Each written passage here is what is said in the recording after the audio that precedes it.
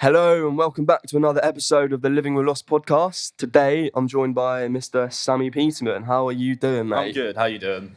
Fantastic. Obviously it's been very sunny out recently, which I've been fucking loving. Shouldn't have wore jeans. I think we both made that mistake. Very rookie. I'm sweating my tits off, mate. Same. It's not ideal, but we move and yeah, hopefully we'll have a very nice chat, which I'm looking forward to. So yeah, mate, let's just get started. So who are we talking about today? And yeah, just share a bit of their story and we'll sort of go from there, sort of thing. We'll talk about my late father, my late father. He died when I was very young. So I think for a lot of people, what I have seen in this podcast who kind of lost a parent a bit, around the age of 10 and onwards. Yeah. So I guess it's a bit different for me. I dealt with loss a little bit differently because I was very young. Yeah. So, as a kid, I'm constantly asking, where is he? When's he coming home? Why is he not home? His car's here. And obviously it was so long ago that I've kind of numbed it out, I guess. But as I've gotten older, I've learned to deal with it. But at the same time, I'd never talk about it. It's something that I've kind of just, occasionally I'll come out with something like a nice memory or, I don't know, just something that made me think of him or the situation. But I guess I have numbed it out. And even with a ton of therapy, it's still hard for me to actually speak about it out loud. Which is why, maybe I thought I'd come on this podcast and help anyone who's going through the same thing I can. Make light of a situation. Yeah, of course. I mean, one of the things you said was how a lot of course, this is a podcast, not tailored, but a lot of my guests I've had on is about young bereavement. But there, like you said, there is a scope. It's kind of been 10 and onwards, sometimes a bit younger. But I mean, what age did you lose your father? So I was 4, nearly 5. Yeah. But so sometimes when I mention it, I kind of think I was so young, it's not fair for me to kind of grieve about it because people, if you lose a parent from, I don't know, 8 or onwards, at this age, it's hard to remember a time when you were that young, but it's still there. It's still a lot worse. And a kid needs, they need their parents' guidance. So for me, my mum was amazing. One of the best women I've ever known. Yeah. Absolutely fantastic during my childhood. Did absolutely everything she could for me and my 2 sisters. Of course, my younger brother came a little bit down the line. But originally when it was just me and my 2 sisters and my mum, she did everything in her power to make sure that we were happy, healthy, living a good life. Yeah. But, at an age like that, girls need a mum. And boys need a dad. Yes, of course. And obviously, because my whole life I've lived in a house, I've been the only male. I've always been the only male. So, things were hard at times. I've never really had a proper male role model or like a father figure. Yeah. I've known some great men like Jamie Simpson, like Alan Bamberg, God rest his soul. But I've never had anyone to teach me how to shave, get dating advice. Yeah. So, and when you're a boy as a kid, I don't know about others, but for me, I always felt awkward talking to my mum or my sisters about, girls or just anything I would go through that I need a father. Like, I can't ask my mum, how do I shave my face when I'm super young? Because it's I'm sure she would know. And as much as she would help you, she doesn't understand. And even if she does, it's not the same. So, I had people here and now obviously help me out with a ton of different things. But in the end, I taught myself how to shave. I had to look up dating advice. Everything, most things I've done, I guess, has been through self-teaching. Yeah. And of course, if I don't know something and I can't teach myself, then I will go out of my way to find someone who can teach me. I see no shame in that. But at the end of the day, it's been hard, I guess, having to kind of father myself at times. Yeah. Especially when, I'm 23 now, but when I was a kid, I didn't know what I was doing. No. in school, I had major anxiety, but I never realized it was anxiety until about 3-4 years ago. Didn't have a clue. So yeah, it was hard, but I did the best I could. My mum did the best she could. My sisters have always been there for me, always are. Whenever I need anything, they're there without fail. But they're still women. Yeah. Obviously, there's nothing wrong with that, but that came across terribly.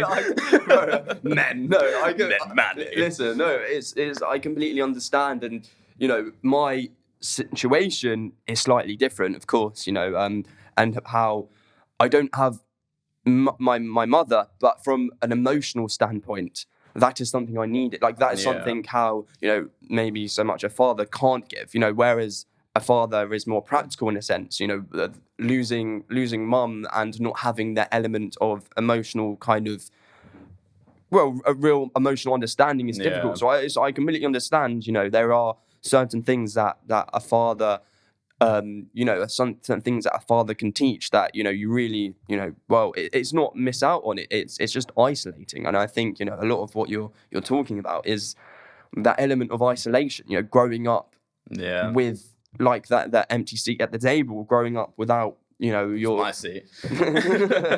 it's lonely, and I can't begin to think at such a young age before even school. It must have been something that you like. Could you talk about it over the years? Is that something you were able to discuss? It was always numbed out. So I do remember starting school at the age of I must have been 4 or 5, and I still have vivid memories of me screaming and kicking because I don't want to go to school. Yeah. And of course, there's at the time, my mum I lost a father, but my mum had just lost her husband. Of course. And she had 3 kids to take care of. Yeah. So, what was she supposed to do? It was very, very hard for her. She did everything she could, but as a parent does, she just had to send me off to school. Not just ship me off, but like, but she'd reassure me, things would be okay, etc. And for the most part, my childhood was good. Yeah, it wasn't at all terrible, No. I was a socially good kid. I had friends at home. I was on my PlayStation 2 or on my DS pretty much 24/7. Yeah. But without, I numbed it out for a while. Yeah. I've even to this day, I very rarely speak about it. Every year, I put a post on Instagram or Facebook, whatever social media it is at the time, on the 20th of May, which is the day he died. Okay. I'll always put a post. Every now and again, I thought about just not doing it because I don't want that attention. I don't want, at that time, that is. Yeah. I don't want, I don't know. It's just not something, I felt like just not doing it before, but I do out of respect. Of course. I mean, do you know what I think about birthday posts? And it's something I kind of not struggled to get my head around. That's kind of it the wasn't wrong. his birthday post. I do occasionally for a birthday post. The day of his death. Okay, fine. I know in we call it a yurt site, I think it's called. Okay, but I don't think there's actually a word. No, it's just anniversary. Death-iversary. Like it's not. Well, I don't. Anniversary kind of sounds pleasant. Yeah, but, I wouldn't call it that. Death-iversary. It's just one of those things where it's like, I guess a day like that, for the world kind of sees, this is something Sammy or Joe's experiencing, but this is our everyday. Yeah. It's not something that pops up once a year. Oh, okay. This is the 23rd of October, which is the day Mom passed. That's not the day where, oh, okay, all the grief, the emotions come back, and suddenly, like, everyone's like, oh, I understand why he's. Yeah. This is a 24/7 thing. This is a thing where you wake up in the morning and there could be a slight trigger, and you pass a family going to I don't know, the movies or whatever on the weekend, or I don't know, movies because I went to see a movie last night. But why did you pass a family? I don't know. But do you know what I mean? There could be a slight scenario, and it just emphasizes the idea that your world, I mean, whatever a normal world is, your is anything but. There's always that element missing. Whether that and it's not, yes, you're missing a father, but also, like you said, you're missing shaving advice. You're missing just the advice I would have needed as a kid growing up, as a boy growing up. You know, now I'm 23. I've been bar mitzvahed. I'm a man. Yeah. But there's plenty of advice I still would love, I still would need. And I guess at 23 years old, it's a bit late to kind of find a father figure. I mean, which I don't keep quiet about anymore, I go to therapy. And I tried therapy when I was maybe 15 or 16, hated it. But I don't think therapy works on kids. When I turned 20, I started going to therapy again because I just wasn't in a great place. Yeah. And, you know, I hated the first couple of sessions. I ditched the third one. By the 8th session, I'm skipping in. You know, I'm so excited to genuinely go and learn about something new about myself. Yeah. And you have to get along with the therapist to truly get the benefits out of it and really, you know, give it your all, not sitting there half-assed, just being there because you were forced to be by someone. Yeah. But the therapist that I go to, he has kind of been like a father figure to me. In the sense that he's the one that gives me advice now on pretty much everything, you know, anything that I'm feeling at the time. And that was something I truly needed. Yeah. And do I still need therapy now? Maybe not. But I go to it because I think therapy is one of the greatest things on this earth. And I think every single human being needs therapy. Yeah. Even if they think they have no problem, it will change their life. Yeah. I mean, I think that's a very, very interesting. And, you know, one of the things I was going to bring up was actually therapy. Yeah. And I don't know if there's any particular reason. There's no real reason when I bring up things. I just kind of comes to mind. I guess, it's something that came up. And from what I've kind of noticed is how, I wouldn't say 50-50 it is. I mean, I think more people accept the idea of therapy, but it's definitely quite 50-50. Yeah. There's a few factors to actually enjoying it and benefiting from it. Most definitely. I think one of the, a significant factor is you have to find that relationship. A relationship 100%, that you really... Yeah. And I think that's the one thing that can be a turn off from therapy, like, you know, automatically going to see someone and they're not being rapport there. A prick. He's not being understanding. He's condescending. I'm out. Therapy wasn't for me. And it just turns you off from the idea that all therapy will be that way. But it's just like anything. That's not therapy. That's just this condescending man who isn't understanding or woman who isn't understanding to my current situation. So clearly, this is the wrong therapist. Yeah. I should try a new one. Yeah. Don't give up on therapy. That's one thing I'll say. Yeah. But it changed my life, genuinely. So what is it about therapy? Is it because, like, when you would necessarily go there, do you kind of realize more about yourself, or is it you kind of come, like, accept more? Because one thing I kind of find from these conversations, and I kind of say they are somewhat like therapy in the sense that this is very therapeutic. Yeah. Talking out loud and getting advice from others is kind of therapy in itself. But the true thing to therapy is, I guess, learning about yourself. And fixing what you want to be fixed. Spot on. And I think that's something from these conversations that I've really kind of nurtured are when you do discuss with someone, you know, and, you know, they raise an issue, you kind of think about it, because you don't, like, when you talk and when you kind of rationalize what you're experiencing, that's when you kind of think about, okay, this has actually been a deep-rooted problem, and this is why I'm doing that. And you don't, like, it's hard to really actually think about that. You can think of things over and over and over again, but once you say it out loud is when it truly, you'll understand something, or you'll think about something in a bit more depth, I guess. Because thinking, you're just talking to yourself over and over again. The second you say it out loud and say it to someone else, it's just, I don't know. It's almost like you've accepted this is something we kind of need to challenge. Yeah. You know, and I think ultimately, you know, when people go to therapy, it's something they have to be ready for, something you did touch on. You have to want it. And when you do want it, and the benefits will come. But also, I do find, you know, therapy comes in many different ways, whether that is going to the gym or any kind of, well, I say therapeutic, I guess we can linger on that word, but it's the idea of just training your mind to kind of be okay and kind of you know, it just deal with all the struggles, because there are a lot. I mean, in this day and age, I'm really going on a ramble here, but, you know, I'm listening, bro. You know, mental health is a huge. It's one of the most important things to me, mental health, like genuinely. Yeah, and how do you deal with your... My mental health, that's why I started therapy. My mental health was in absolute shambles. Do you find it overlaps with your grief, or is it its own separate, the things you experience? See, that is a good question. It's a bit of the same.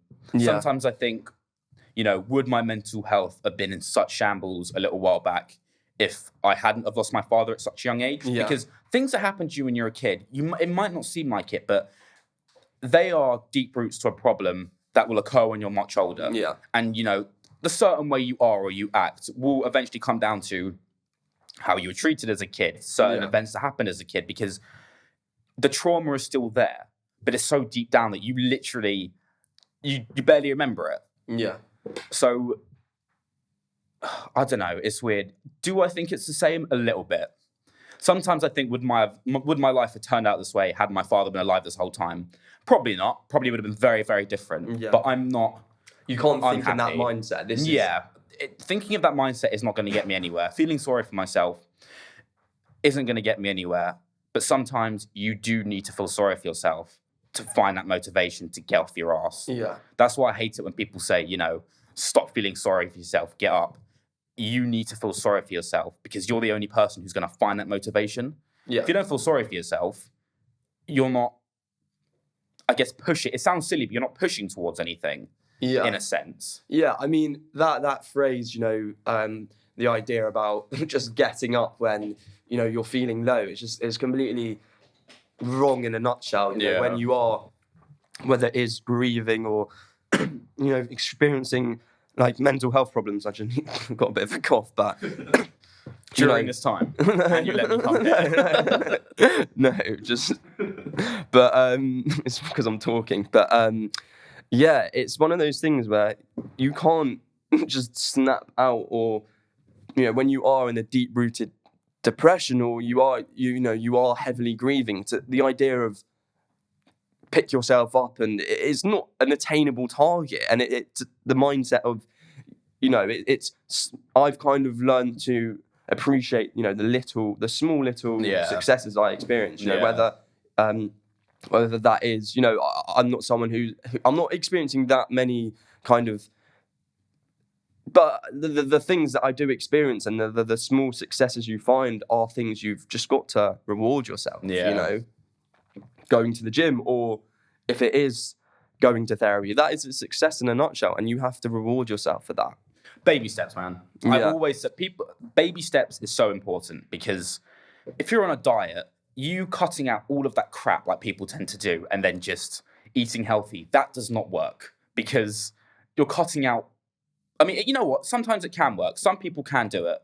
I did it when I stopped smoking weed, for instance. I didn't cut down. I just stopped smoking it the next day. And I now haven't smoked it for 2 years because I just don't want to. But baby steps is so important, because it's how your body and your mind gets used to things slowly and slower, and so the things that you're trying to change becomes normal.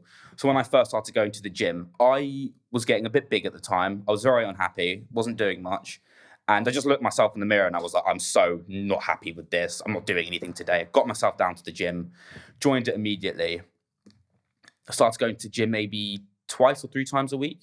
Now I go 4 to 5 times a week, just because I feel bad if I don't go. It's a mental thing, but like mentally, it's so good for me. And I've put this on an Instagram post before, but anyone who is feeling low, the gym really changes that, genuinely. Yeah. It won't at the beginning. You got to find your, footing. Find your footing, but it helps.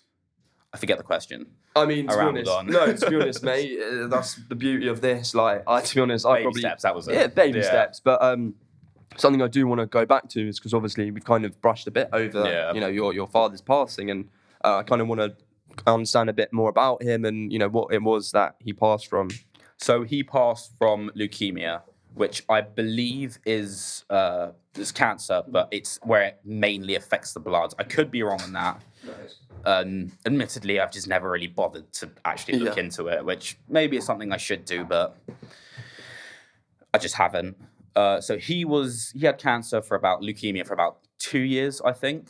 So my main memories of him is him being ill. I do remember a lot of things. I remember swimming lessons. I refused to let anyone else take me in the pool except for him. I remember him coming home from the hospital for the first time when I don't know if he was in remission, but he was better to come out of hospital. Yeah. I remember when he not first lost his hair, but I remember him with hair, I remember him without hair through the chemo. Yeah. I was young, but there are definitely things I remember. So yeah, it was leukemia. And are those memories, are they just quite poignant in your mind, and or have they kind of faded over time a little bit? Because they always come up every now and again. And every now and again I will, something, you just unlock a memory, if that makes sense. It's something you haven't thought about in years, just pops into your head, which did happen for me quite recently. I do tend to not think about him because he was a great man. His memory will always live on. But me, I'm 23 now. He died 19 years ago. Me thinking, what would life be like had he been alive this whole time? That's not going to get me anywhere. No. And if it's going to get me anywhere, it's going to get me downhill, not uphill. Okay. Do I think about him? Yeah. Yeah. More so recently than I ever have. Just because as I've been getting older, again, there is advice that I guess I need.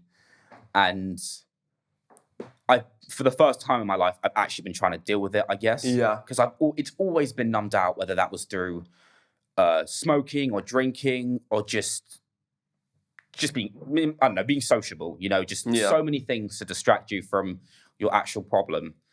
But now is when I'm really trying to come to terms with these things. I mean, that's not easy. Coming to terms with anything is not an easy task. Do you know what I mean? But that's where therapy comes in. Yeah. Because sitting at home thinking about it alone isn't going to get me anywhere. No. I mean, I obviously I write, and I've kind of found a lot of comfort in writing. But had I not found writing, I guess, I would have been a bit lost. And it's hard to really come to terms with what you're, because it's traumatic, it's upsetting. No one wants to go through life. There's so much attention on happiness and living your best life, but when your best life is without the person, your father, it's detrimental. It's so there's no, we don't give enough attention to really facing our problems, because it's a sadness and it's a deep rooted pain and anguish that we don't really want to. It's not so much we don't want to deal with, but it's there's so much pain, and even when I do think of Mum, and I get times where, and I usually find it's when it's kind of late at night. I always kind of find when I'm late at night, and I'm kind of just in my bed. I don't know, it's been a long day, I've been working or whatever, and then I'm just looking at photos, I'm reading chats. I kind of find that is when I get most emotional. Yeah, understandably. It's not when I'm, someone's like, oh, you look so much like your mum, or it's the time you spend by yourself, or maybe with having a proper deep-rooted chat with someone. Yeah, that's probably when I get most emotional. But I don't know. I stopped getting emotional. It got numbed out for so long, and that's what I'm trying to stop, because it's something that I truly believe I need to work on. Accept, face it. Yeah. And again, that's where therapy comes in. But I know what you mean about getting emotional by it. Just reading chats and genuinely spending time on your own, because that's when you think most. Each thing is significant, and I know you have an older sister and a younger sister and a younger brother, but it's something. Of course, a lot of my life, Mum was ill, but I did get to experience quite a lot of. You've had a lot of memories. I do have a lot of things you got to cherish upon her passing, which is genuinely is great. That's why sometimes I feel bad mentioning it to people who lost a parent at an older age, because, it sounds silly, but I always think, who am I to complain? You've got all these memories. You knew the person. It's awful for you. And it is. For me, sometimes I think maybe I was lucky to lose him at a young age, because it stops me from suffering a loss that I feel would be much worse had I been older. Yeah. But then, because I was so young, And, you know, my mum said I was always obsessed with my dad. And then suddenly, one day he doesn't come home. Yeah. I don't understand why. You know, I'm constantly asking mum, why is his car still here if he's not home? I'm a child, I'm confused. And, you know, stuff like that it really does affect you as you get older. You might not realize it, but it does. And those are the traumatic experience that might trigger over something unnecessary or necessary. How do you, well, I guess not a weird question, but how did you find, you know, school and, you know, growing up as a young guy, you know, going on from primary school to secondary school without having that figure, you know, because it must have been, I can't imagine not many people have lost someone at my age, let alone, you know, 4 years old. So I knew a couple, there were 1 or 2 people I think I knew from school who had also lost a parent. Whether I was close with them, I can't really remember. It was very weird because the school I went to had 30 kids per class. And, you know, we all grew up together from the age of like 5 to, is it 10 or 11 when we leave school? And then I joined a school of 300 kids. And, you know, there are so many people there. And I did always find it weird that, how come they've all got parents, you know? I thought this was, I don't know, I thought it was more common to have lost a parent already at that age. And apparently it wasn't. You know, when I was a kid, we've always had like 3 cats in our house. So when I was super, super young, I thought every family had 3 cats. I just thought that was the norm. You know, you have 3 cats and 2 dogs. So then you discover that they don't have 3 cats. They've got this big beast that keeps barking. And I'm like, what the fuck is that? Of course, I love all animals now. But, no, you have to put that in. No, I love animals. Before this. Yeah, it was weird joining a school and finding out that I'm not going to speak for others, obviously, but of who I knew, the only one without a parent.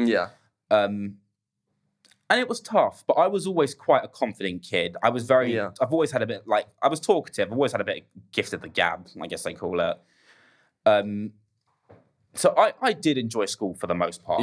But there were definitely some things that I needed a father on in school that my mum, as much as she tried to help, couldn't, because she's a mother. She is my mother and my father. But you kind of adopt that role. But she is my mother, not my father. Or the male role, I guess I should say. Definitely some things I needed, but, you know, not having a father figure, there was a lot of things I had to learn on my own, a lot of things I had to teach myself.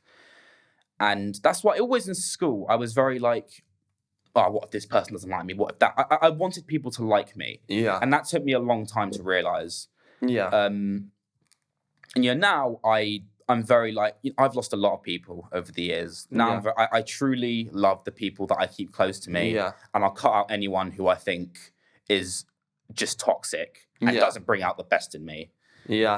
And I think that was through the loss of my father that I do that, because I can't explain why. Well, my interpretation would be, you know, how when you do lose someone and when you you know, lose a massive part of your life, you kind of realize how there's no point giving, you know, because you know you only giving have all to people who aren't giving it back. You have a finite amount of energy, and what's the point in you know, giving your energy to people who don't deserve it, you know? And there are your immediate circle and people who are close to, who deserve your love and deserve your, you know, your full attention. But you know, everyone doesn't need to like you. And, you know, it gets to the point where that took me a very long time. It does. And, you know, even now, you know, something I still, you know, it's still a concept now where, I'm still kind of learning to deal with. And, you know, sometimes I think as you get older, as you mature, it's something that, you know, and I think it's something I do think about, and how, because life, you know, it has its end date, and there is, and something that Mum's passing has shown me is, you know, life, you don't know when, you know, your clock runs out. You don't know when. You might have, you know, a set date. Like people with cancer, you know, I guess you are given time to prepare Yeah. for that. And yeah, some days you could just wake up and your whole world is flipped upside down. Yeah. Which I do totally get. And with that knowledge, you know, it's the way I see, you know, to live a life is to live, I don't want to say your best life, but live a life how you and your mum or your dad would want you which to is live. Exactly what I'm trying to do. Yeah. No longer do I want to live a life where I'm just trying to impress the people around me. That is a very, very... I think it's called codependency, but that's a very... You will never be happy if you live your life trying to get everyone around you happy and not yourself, which is what I've been trying to do. You know, I'm definitely the healthiest and happiest I've been in a long time. But am I, like, happy? No. But that's fine. That's going to take me years to find, and I'm prepared to find it. Yeah. You know, but then I've also had my very bad times. You know, addiction's always been a big thing for me, which is one thing I've been very quiet on about telling people. You know, I started smoking weed at the age of 15. Yeah. And through that, I numbed out so many feelings. Being high was my normal personality. I was high literally, besides when I'd go to school, just all the time. Yeah. And why was that? Was that... Mate, I don't know. Firstly, the addictive personality. You know, I started smoking cigarettes at 15 as well, and everyone in school used to be... And, you know, now that I'm older, rightly so, I used to be so insulted by it all the time, but I was 15 years old, I was smoking cigarettes. Yeah. I know people who started smoking younger. I know people who started smoking at an older age. I am very fortunate now to have given up smoking cigarettes. Yeah. It was kind of hard, but... Yeah, addiction's always been a big thing for me, and that's always affected my mental health. I don't know if it relates to the lossing of my father.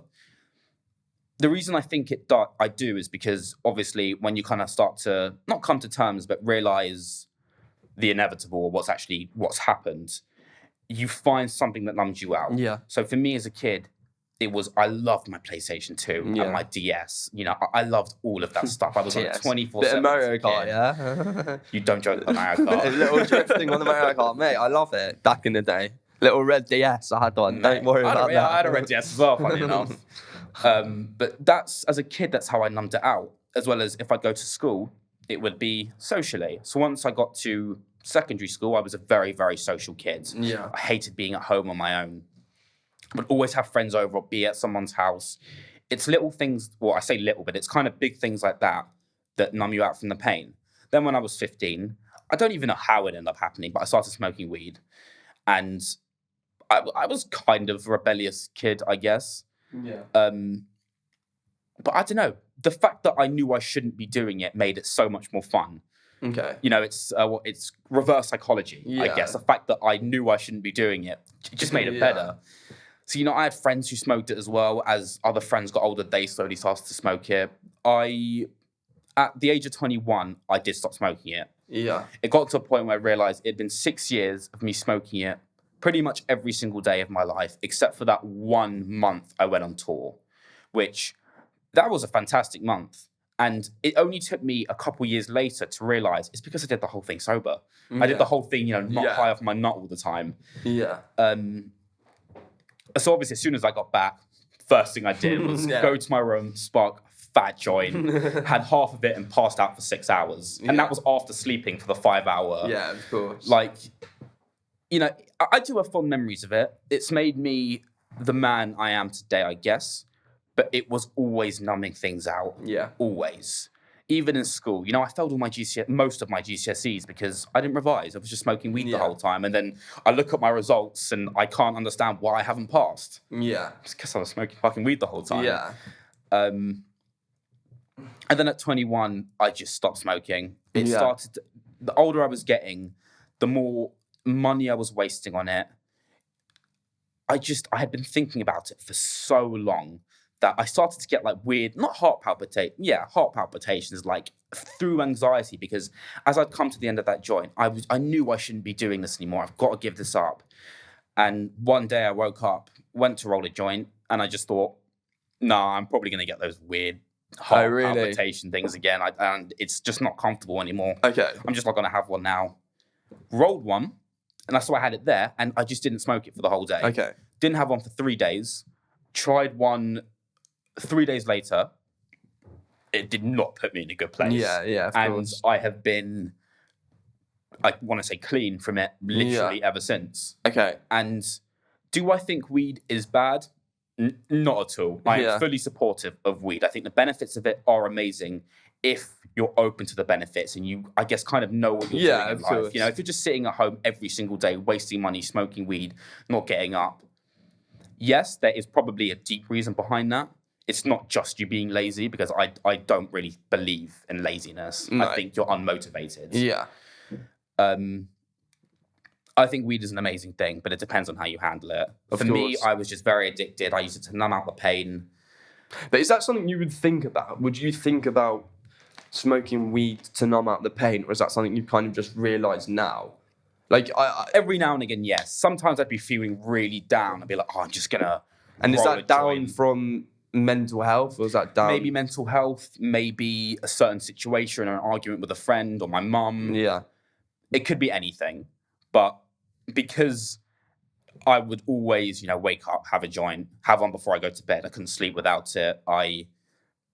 Even if I didn't have something going on, I would have smoked it anyway. So it just became so normal for me. That's why I realised I've been stoned off my nut since like the age of 15 to 21. I do and that's my childhood, Yeah. I want to try life. It sounds a bit cheesy, but like I want to try life without it. I want to try sobriety, because as much as you think, you're smoking weed every single day, you become so numb to weed itself that you're not high anymore. You're just you. You stop getting high, it just turns you into you. Yeah. And it morphs your personality. Yeah, and that's why I wanted to stop. But then I had a bit of a tricky relationship with alcohol as well. Yeah. And for me, this was in about, I say, a 9 to 6 month period. This was my lowest, by far, rock bottom. I wasn't at a job. I was very, very depressed. And I had just started therapy. I didn't know what I wanted to do. I had no motivation. I was just really unhappy. Yeah. And I remember it got to a point where I actually couldn't afford to get myself just a score of weed. So I was like, what makes a cigarette feel better? Yeah. Vodka. Mm-hmm. So when I'd gone down to the shops, I got myself a small bottle of vodka. And this is when I knew I had hit. Like, I've never told anyone this before. Yeah. This is when I knew I'd hit rock bottom. Got home, poured myself a little drink. Then it was normal, because I was like 19. I can't remember. 19 or 20. Pour myself a little drink. It was a sunny summer's day, and I was relaxed. It was just a drink. Sunny summer's day to really put the mood in play. Which it did, so I didn't see a problem with it. But one drink turned into two turned into three, a small bottle turns into a big bottle. And it wasn't a long period of my life, but it wasn't a good period of my life. No. But I just started drinking every day, and I didn't need rehab. It wasn't that bad, but like it was affecting the people around me. It was affecting my family. It got to a point where I felt like I couldn't go in without having a drink. Okay. So the day after my dad's death day, the 20th of May, I woke up on the 21st and was like, I'm done. I'm not drinking anymore. And that week was probably one of the hardest weeks in my life. Yeah. And I have no memory of it. Yeah. It was so sunny the whole week. I was in bed every single day, fully, what's the word? Not relapsing. Withdrawal symptoms. Well, yeah, I had really bad withdrawal symptoms. I was ill. I was sweating. I was shaking. Yeah. Because I had been drinking a lot of vodka for about, and it was just vodka for about 6 months, I want to say. Yeah. That was a hard week, and I don't remember recovering at all. And I know that weed had officially stopped numbing out the pain, because I was like almost immune to it. Yeah. So I needed something stronger. You build up your immunization, don't you? It's one of those things. I think, I've never been someone to, do smoke or drink or touch drugs, and that's probably because well, I do drink, but dabble with some alcohol. Yeah, I touch upon that, but it has very adverse effects, and I do really it really doesn't benefit my mental health. That's another reason why I stopped. Yeah, it was just, as I said, my mental health was in shambles. Yeah. So when I I literally become immune to the weed. So I started drinking. Then I put the two together. And, I thought I was in heaven, but I wasn't. I was the complete fucking opposite of heaven. Yeah. Hell. Yeah, I wouldn't. I mean, that's quite a stretch. I mean, that's the opposite. Yeah, true. Thank you, sir. I'm just. Yeah. So 20th of May, about 3-4 years ago, I just woke up, and it wasn't like I just woke up. Yeah. It wasn't like with the weed. It wasn't like I woke up and decided I'm gonna stop everything. It was like hours of therapy, chatting for ages with mum, realizing like I would black out quite badly on alcohol. And that was obviously a true red flag. I got to stop drinking. I would just, where I'd go out with friends, it was always accidental, of course. But, once you're drunk, you continue to drink. You don't think about how drunk you're getting because it's normal to be holding a drink. Yeah. And next thing I know, I've woken up at home. I have no fucking idea how I got home. Yeah. My friends are pissed at me within good reason because I did something stupid or, I blacked out again, which, I always said sorry to them because... At the time, I don't think they knew, but then obviously I've got my group of friends. They know who they are. Well, I told, and they were all, I told them about my mental health, my alcohol addiction, and they were all so supportive, genuinely. It would be times in the summer where we'd all be chilling, and this is when I'd refused to stop. It was still a bit hard for me. And there'd be drinks there, but I can't ask them to not do things for me. Yeah. As much it would have been nice, but so I don't. I'm not hateful of it at all. It's my problem, not theirs, and I shouldn't put that burden on them, which I tried very hard not to do. Now I miss them all. I don't see them as much because I just kind of, I needed a bit of self-discovery. They're my family. They've been my best friends for like 7 years, but I needed something new. So I still see them all the time. I love them dearly. But Albert Einstein says that the definition of insanity is doing the same thing over and over and over again, but expecting a different result. And when I heard that really stuck with me because I was, I'd been smoking weed every day. I was going insane. I just started drinking every day. I was going insane. I needed to try new things. I needed to start going to the gym. Yeah. Just have time to myself. And it worked. It really did. With my addictive personality, I became addicted to the gym.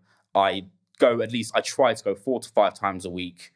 4 to 5 times a week. To you. I mean, you're looking pretty big though. Cheers, I can't lie. Well, I was quite fat before I started going. I was a very skinny kid. Yeah. So when I stopped drinking and smoking, what did I replace that with? Food, which I didn't even mean to. I just looked in the mirror one day and I was just big. Yeah. And it got to a point where if I hadn't seen a friend in ages, the friend I would see that friend with had to pre-warn and be like, I'm just letting you know, he's got fucking fat. Like, just don't be shocked. Yeah. So I find it funny. I can laugh about it because I did what I could. I changed myself. I was unhappy, and like with my mental health, I'm trying to change myself, and that's the most important thing. Well, so now, life's all about sorting those, fixing yourself. Nothing changes overnight, but it's something. Patience. The long game is the most important thing.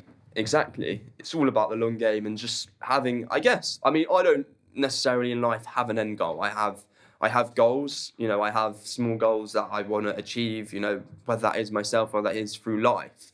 I think that's the way that, that makes me happy. If I have a small goal and I reach it, then I make another goal and I reach it, rather than having, if someone says to you when you were smoking, however much you were smoking or drinking, however much you were drinking, so says, right, tomorrow you're going to stop and never drink again. That almost seems like an unattainable task. It scares the hell out of you. Yeah. Immediately your heart sinks. Like, how can I live my life without alcohol? Yeah. Which is obviously quite a stretch. But, now, for instance, I thought drinking is such a social thing. I don't want to be so, battling alcoholism so profusely. I want to be able to overcome it, but I want to be able to still drink socially, or if I go on a date or a work thing, So now, genuinely, I do not like alcohol anymore because every time I think about it, I think of the associations, the silly things I did, the things I could have done, just who, the people I guess I hurt, not physically, of course. So now I have a couple of pints, I'm very, very controlled with alcohol. But it's not like I'm sitting there, like, oh, maybe if I just have it's not like that at all. Yeah. I'll just drink as much as I need to. If I start to feel drunk, I'll just stop. And that took me ages to get used to. But I'm very happy I can do that now. Yeah. I know people think it's wrong. People think, once you've got an addiction and you're clear of that addiction, you need to stay safe from it because you can always relapse. Yeah. But I don't agree with that Yeah. because I think that if you're strong enough, you can live a life how you want to live it. I don't think I'll relapse, and I haven't. Okay. It's as simple as that. So, not as simple as that. It's simple as that, mate. Addiction, I completed it, mate. It was not fucking simple. I'll tell you that. I completed it, mate. But I think with anything, you know your own body and you understand yourself more than anyone else does. It's more of a mind thing. Yeah. Definitely. And all I can really say is, I mean, you touched on that, you spoke to your mates about these things, and is that something you found hard, being a guy, and whether that is with your addiction or the passing of your dad or whatever you are experiencing, have you found the idea of being a man and talking to other men, whether that is mates, how have you found that to be difficult? That is quite weird because I've always been quite confident growing up, as I said. So if I believe I'm right about something, I believe I'm right. And if I'm proven wrong, I will say, fair enough, you're right. If someone's going to just argue for the sake of arguing because they're upset they're wrong, that's childish. I'm a man. I'll admit when I'm wrong. And I like to learn new things. Talking to my friends was hard because, everyone you want people to know you're in a good place. Yeah. And I've always thought, be kind to everyone because you have no idea what's going on behind closed doors. Even if, you're working in retail and that prick comes in and he's shouting at you for a refund. He's an arsehole, but you don't know what's going on behind closed doors. Just be kind. And my mates were kind. My mum was the most supportive woman during everything, which, again, I'm truly grateful to her for. My sisters were very, they were getting irritated, but they were extremely supportive. Yeah. But they're going to get irritated. I don't, fair enough. But then when it comes to kind of, I guess, talking to men, it's very like, I see myself on equal footing. I see myself as an adult. I believe what I say. I try to learn new things. Yeah. I take advice from people that I truly believe is good advice. And I don't listen to what I think is silly. Yeah. So like if, I'm talking to, I don't know, a wise old man and he comes out with something that I just think is stupid. Yeah. I will think about it for ages. I won't immediately be like, well, you're an idiot. Yeah. I'll think about it for ages because I trust my own opinion. Yeah. And I guess that's where, I don't know. What was the question? No, it was about speaking to a guy, men. I feel like I've got a lot of advice to give. Yeah. I did a lot of things on my own, but then there are people who did as well. Yeah. They can listen to me. They don't have to. I think I've got a lot of good advice. There isn't much to say, really. No, there isn't much. I think it's just sometimes it can be difficult to, that element of emotional vulnerability can be hard for some to get their head around, but it takes a long time. Of course. But yeah, honestly, mate, really enjoyed today's conversation. It was so did I, man. Honestly, fantastic. I love what you do here. I genuinely think it's incredible. Thank you. Like it's so interesting, obviously, how different everyone's perspective is, and it's just nice to really, talk about loss and other elements of life that really need to be spoken about because they do. They're part of life, and like as we touched on, life isn't all sunshines and rainbows. You'll never get over a loss by bottling it up or anything, really. Yeah. Therapy is the most important thing, and talking to others, ones who are truly there for you. That is.